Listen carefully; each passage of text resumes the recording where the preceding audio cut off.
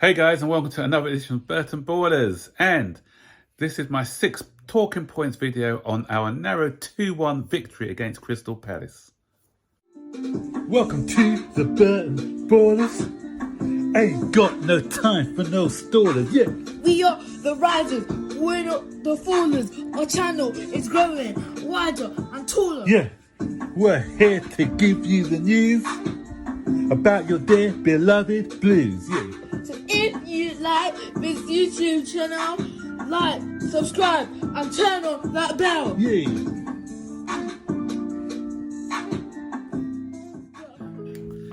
So hey guys, welcome to my 6th talking point video for the Manchester derby. No, sorry, that's the wrong one, isn't it? For Chelsea, Crystal Palace 1, Chelsea 2. So fantastic. Graham Potter got his first win in his first league match. First time that he's actually beaten Crystal Palace. So that leads me on to my talking point number 1, and it's that Potter needs more time.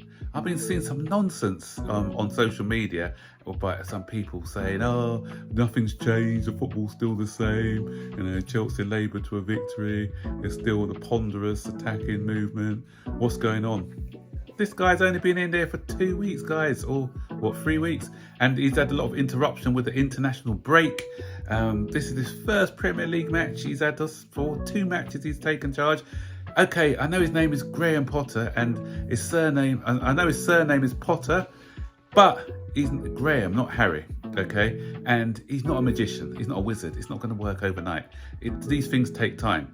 So I believe in him, and I believe that once he can start to get them playing to the way he wants them to play, then we're going to see some exciting football. If you look at Liverpool against Brighton yesterday, do you see the way Brighton played? And their new manager, whose name escapes me at the moment, but what he said is he hasn't changed anything from what Potter's done. He's just going to add a little bit of himself to it a bit later. But if it ain't broke, don't fix it. So what you see with that Potter team is a work in progress, something that he took time to build, and I think that if we give him time to build on Chelsea, then we can too witness that exciting brand of football.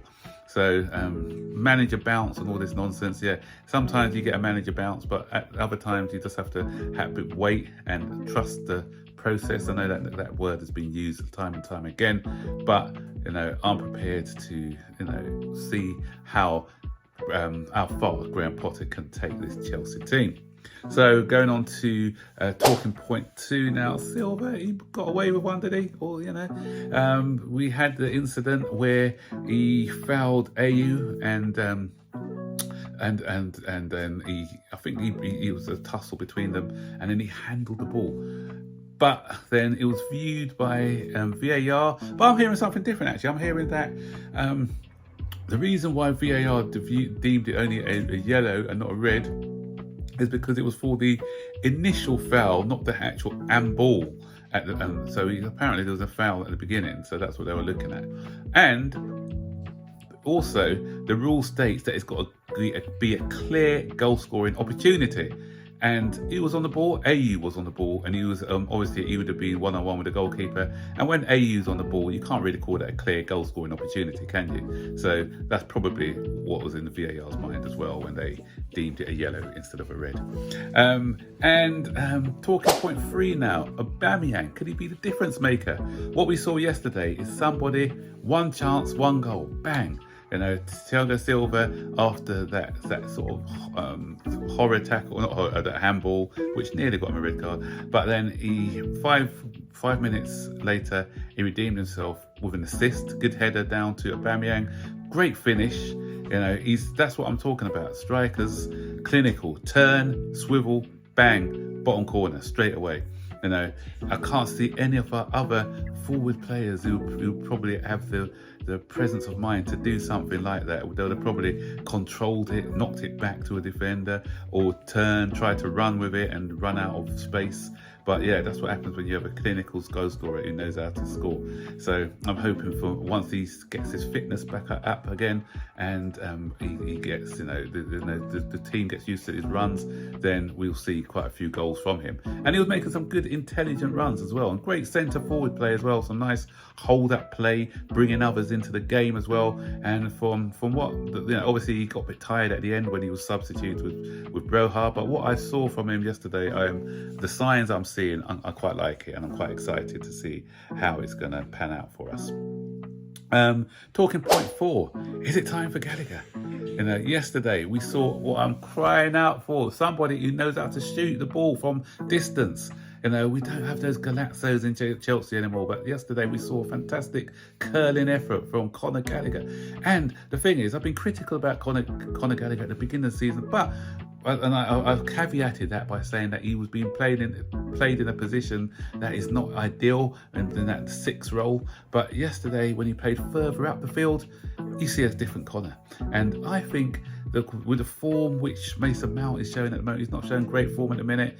I feel that time to give Conor Gallagher that role for a few games. It rewards his good play, and B, it gets Mason Mount back on his game, because at the moment he's, if he sees the competition now, if he sees himself out for a couple of games, when he gets back into the side, he knows that he's got to keep the levels high in order to stay in the side, because he's, as I said, he's no goals. I don't think he's had any assists this season. He's had some decent games, but I don't think he's been outstanding. He hasn't been up to his normal standard that we saw from last season.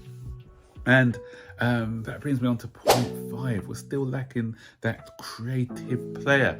Yesterday we scored 2 goals, but then we didn't really create a great deal from that. I don't think the keeper had to make a great deal of saves apart from those the 2 which went in, but he didn't really have a lot to do. We were still lacking that guy who can give us that final ball. And it's someone did a stat today which is quite alarming.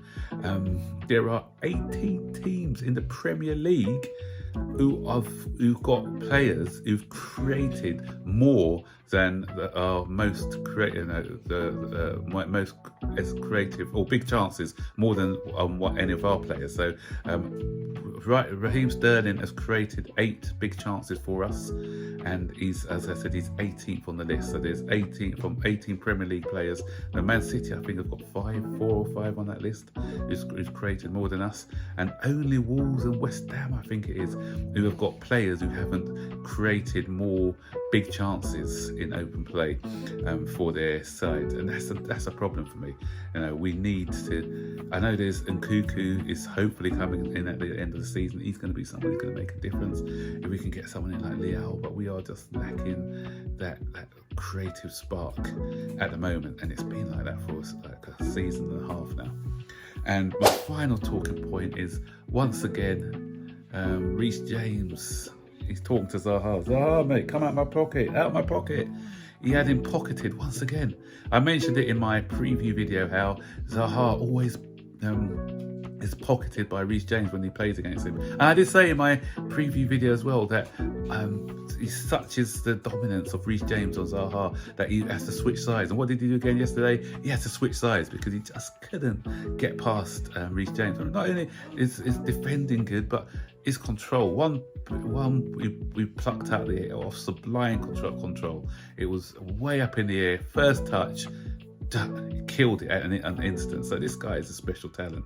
And when I'm seeing the likes of Trent, terrible defending against Brighton yesterday, and some of the other right backs, that there's only one right back for England, and that's Mr. James, King James. And that is it. That's my talking points. A win's a win. It wasn't pretty. We had a good spell in the first 10 minutes, say, and Palace with better finishing could have had a better result, but you know, what the signs I'm seeing is we're trying to move the ball a little bit quicker. He changed the system to a 4 at the back rather than a 5 at the back. So he's making some little tweaks here and there. And I just believe that, yeah, we'll get there. We'll get there in the end. So what do you guys think? What are your big talking points for the weekend's game? Were you happy with the result? Were you happy with the performance? Stick your comments in the section below. And don't forget, as always, to like, subscribe, turn on all post notifications so you'll be notified every time I make a new video. So take care, guys. Bye.